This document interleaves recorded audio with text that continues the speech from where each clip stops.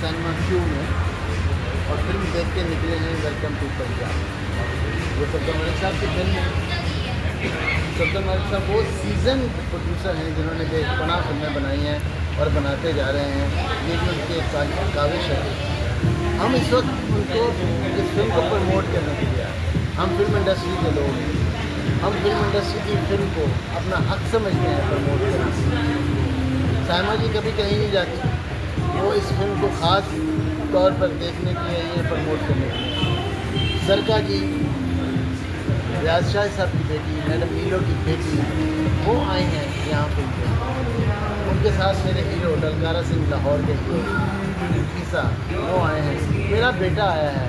हम सब लोग आए हैं यहाँ इस फिल्म को प्रमोट करने के लिए। जो लोग ये कहते हैं कि हम फिल्म वाले एक दूसरे की टांग खींचते हैं, मैं यहाँ ये साबित करने आया हूँ कि हम टांग नहीं खींचते, हम टांगें मजबूत करते हैं, दिल मजबूत करते हैं।